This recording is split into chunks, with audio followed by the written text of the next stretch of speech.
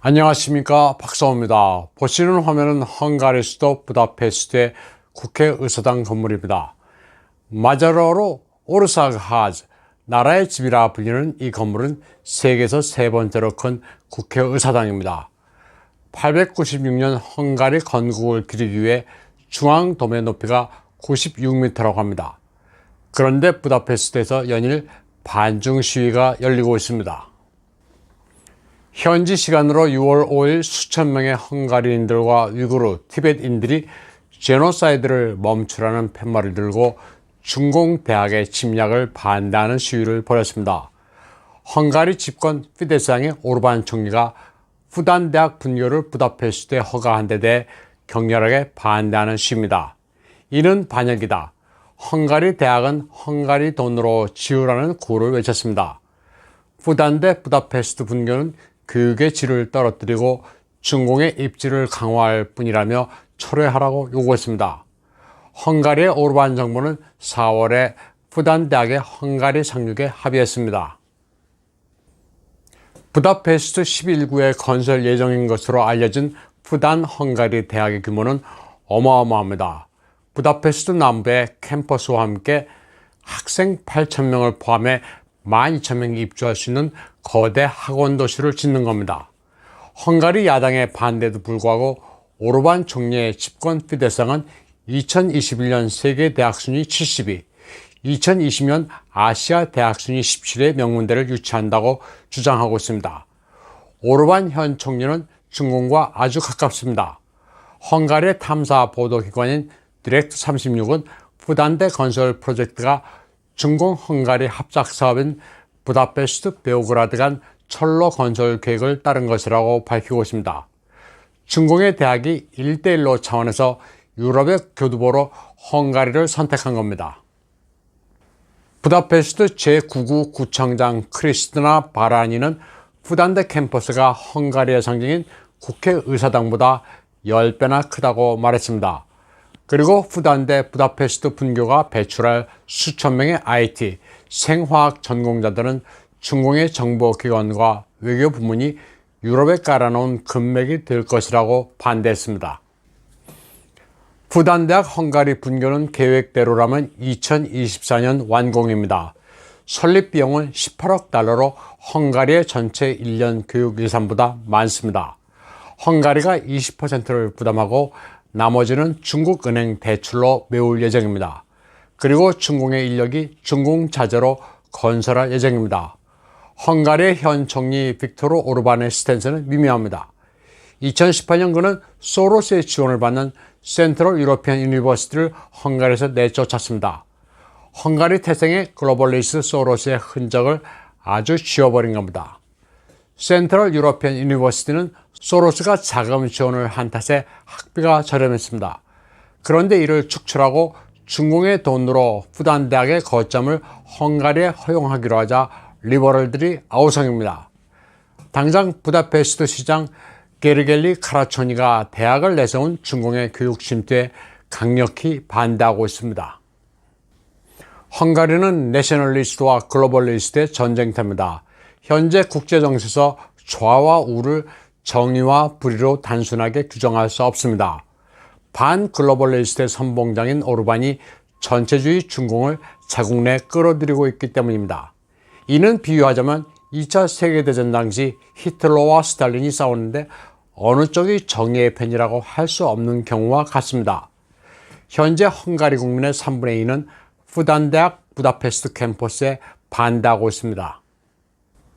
부다페스트 시장 게르겔리 카라초니는 티벳 위구르인들과 연대해 중공에 대항하고 있습니다. 소비에트 공산주의 붕괴에 한몫을 한 헝가리가 중국 공산당에 굴복하고 있다고 항의했습니다. 그리고 후단대학이 들어설 부지 주변 거리를 재명명했습니다. 홍콩인들의 반중 투쟁을 기리기 위해 홍콩거리, 위구르 순교자 거리, 중공에서 탄압받은 카톨릭 사제의 이름을 딴 셰수광 주교 거리, 그리고 달라이 라마 거리를 지정했습니다. 다음 소식입니다. 6월 6일 미 공군의 전략수송기 C-17이 타이완 송산공항에 착륙했습니다.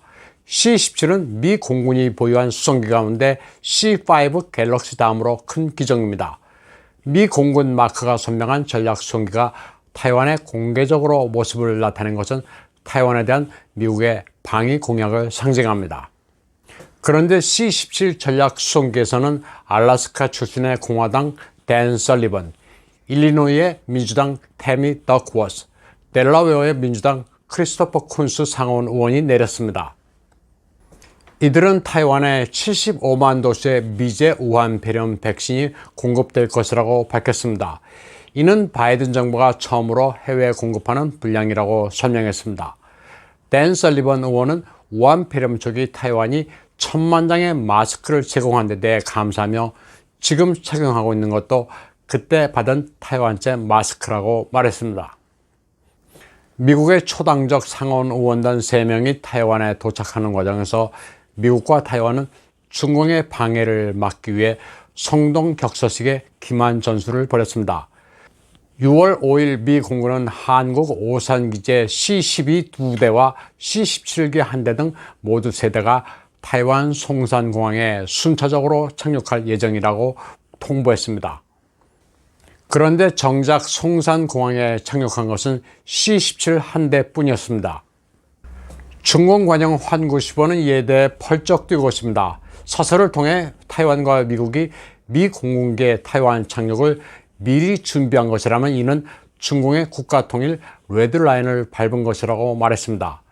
그리고 정확한 증거를 파악했다면 공항과 그곳에 내린 미 군용기를 파괴해 타이완 해협에서 전쟁이 벌어지는 단초가 될 수도 있는 사안이라고 협박했습니다. 미군은 C-17 전략수송기가 타이완으로 향하는 동안 중공의 동태를 줄곧 감시했습니다. 동진아해 레이건 항모 타격군과 일본 남부 해역의 상륙 강습함 아메리카호가 C-17의 항로를 감시했습니다. 그 덕분에 중공군 전투기가 출몰해 방해하는 일은 없었습니다. 다음 소식입니다. 6월 5일 일본이 잘편으로 124만 도수의 아스트라제네카를 타이완에 보냈습니다. 오후 2시쯤 타오유엔 공항에 잘이 도착했습니다. 잘기가 타이완 영공에 진입했을 때 타이완 관제요원과 잘 기장 간의 통화도 공개됐습니다. 우한 폐렴 상황이 심각해 백신이 필요할 때 일본이 124만 도수를 무상으로 공급해줘 감사하다고 관제요원이 말하자 잘의 기장은 천만의 말씀이라고 이야기했습니다. 일본의 백신 제공에 대해 타이베이의 유엔산 따판데네는 감사라는 일본어 단어를 표시했습니다. 그리고 랜드마크인 101 빌딩에도 방역에 협조해준 일본과의 우정은 영원할 것이라는 전광 사인을 밝혔습니다. 아스트라제네카가 도착하자 차영원 정동도 즉각 감사를 표명했습니다. 가치를 공유하는 타이완과 일본이 어려울 때 서로 돕는 우호가 진가를 나타냈다고 말했습니다. 이와 관련해 일본 산케이 신문은 5월 28일 차이 총통이 아베 신조 전 총리에게 감사를 표했다고 보도했습니다. 이에 대해 아베 신조 전 총리는 타이완이 3.11 동일본 대진 당시 많은 도움을 준 데다 우한 폐렴 초기에 마스크도 제공했다면서 이는 타이완이 진정한 친구라는 점을 증명한 사례라고 답했습니다. 또 일본의 타이완 교류협회 역시 성명을 내고 3.11 대진 당시 타이완이 보여준 선의의 원조는 일본인들 마음속에 각인되어 있다고 말했습니다. 아름다운 마음이 시간을 거듭할수록 쌓여 불가분의 관계가 된 양국의 우호로 이번에 백신을 공급한 계기가 됐다고 밝혔습니다. 추 타이완 일본 대표도 이번 백신 제공은 타이완에 대한 일본의 진심이라면서 동일본 대지진 당시 타이완이 일본에 베푼 것을 돌려주는 차원이라고 말했습니다.